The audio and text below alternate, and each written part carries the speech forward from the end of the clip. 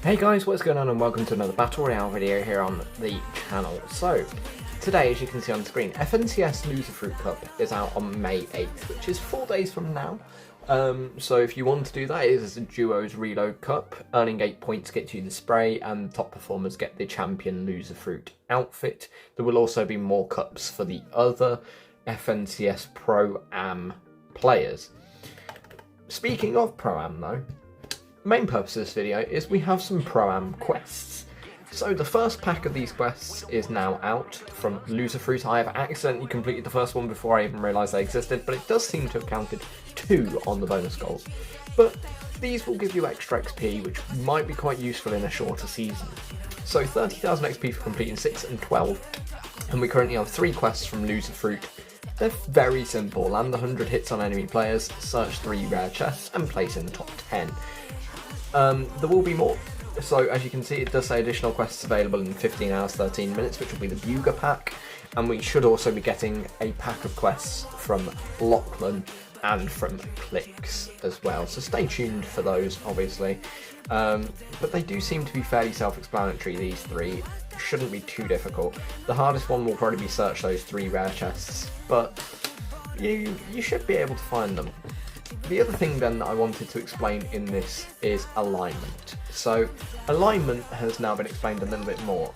You will have 2 light side and 2 dark side quests in every single match. Completing these gives you 3000 XP, and they work similar to daily quests in which they constantly cycle. As you complete these, they work a little bit like milestones. Completing a certain amount of them gives you 10,000 XP up to 20 stages. You're similar to the familiar with the milestones concept. It's very similar to that.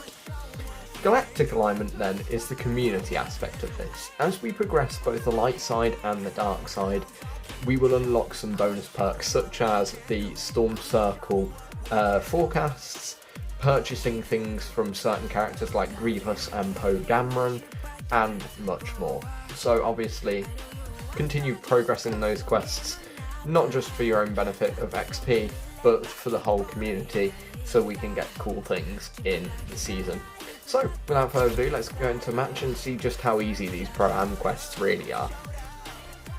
So we're going in all guns blazing. We are going to land at the first order base, which might just get us killed, but it's a cool location, and every time I come here I'm realising just how big it is. Like, I discovered a new part to this earlier today that I just did not know was it. So like, it's quite a cool location once you get to explore it more. And also I do have a daily quest to come here, so there is that aspect as well. Naturally, you need to be careful of other people though. But more importantly, I think we need to be careful of these stormtroopers, just in case one of them actually gets good aim.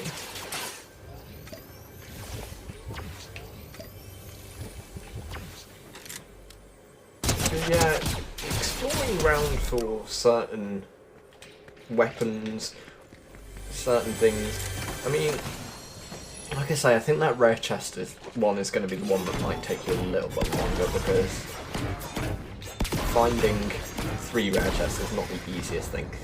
The other annoying aspect is the fact that the land hits one is on enemy players rather than on opponents, which does mean that guards don't count. But fingers crossed, you'll find what you need.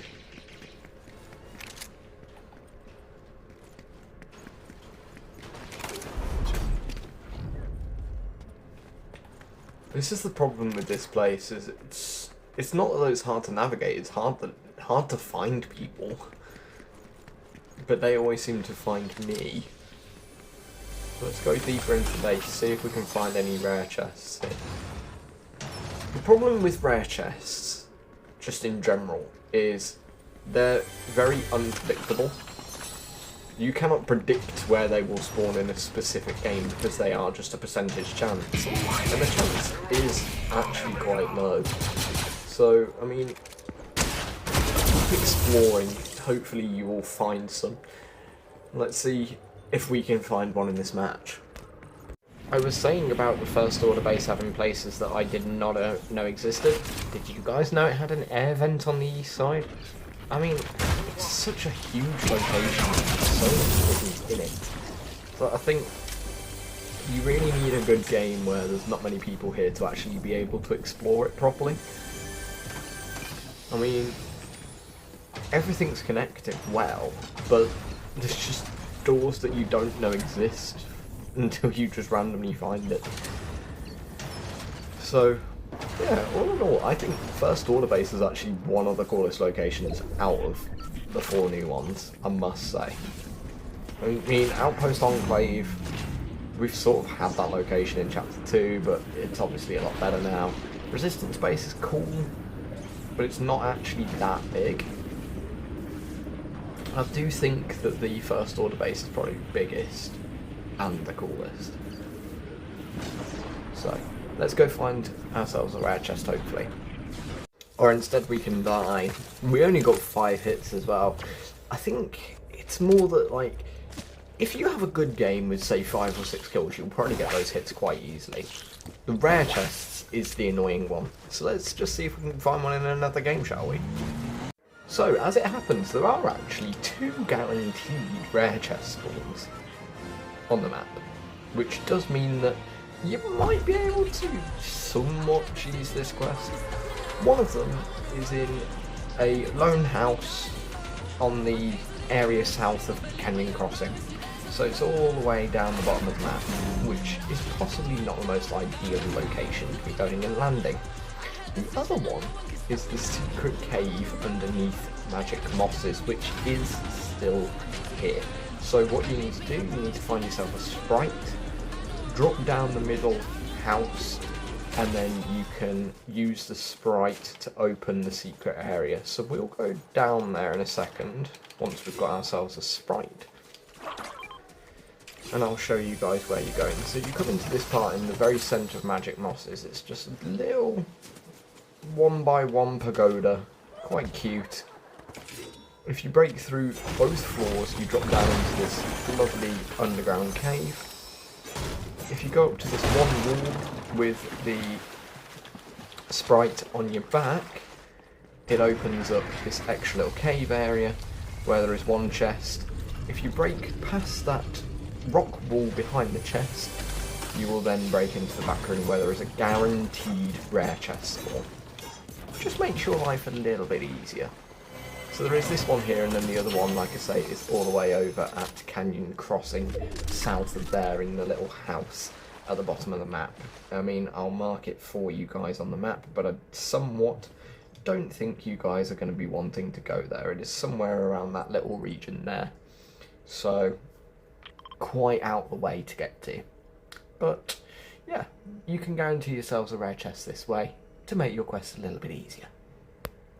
Now, the strategy for the land hits on enemy players, possibly use the CR2 blaster. This little SMG shoots quite rapidly, but quite low damage, meaning that it will take more hits to kill an enemy, therefore meaning that it can deal more hits on each player. Potentially meaning that that quest can be completed with less players shot at. Should just make your life that little bit easier. So to prove that case in motion, we have this guy here. If we use damage drop off as well from a distance, it does just mean that we can get even more shots on them.